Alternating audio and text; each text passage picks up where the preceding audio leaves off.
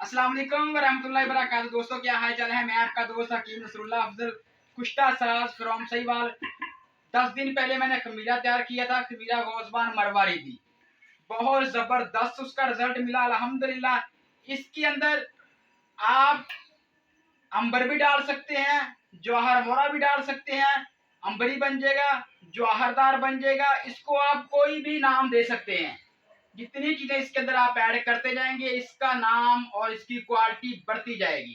ठीक है जी। ये हम खमीरा मरवारी तैयार करते हैं। दिल दिमाग को ताकत देता है, वसवसों को दूर करता है, दिल को सुकून कल्ब कल्ब को सुकून देता है।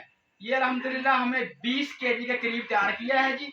अल्हम्दुलिल्लाह 15 किलो इसका ऑर्डर आया है मुझे। ये इसकी अब रंगत चेक करें, अभी रंगत चेक करें, नजदीक लेकर आए कैमरा। अभी इसकी रंगत देखें कैसी है, गोल्डन कलर का है। ठीक है जी।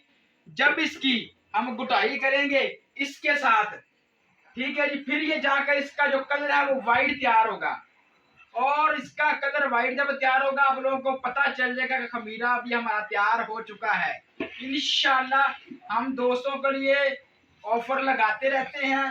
खमीरा बहुत जबरदस्त चीज है, सुकून कल्ब कल्ब दिल को सुकून देता है। जाहिर ईसा के लिए बहुत जबरदस्त है अगर इसके अंदर हम जवाहर मोरा ऐड कर दें।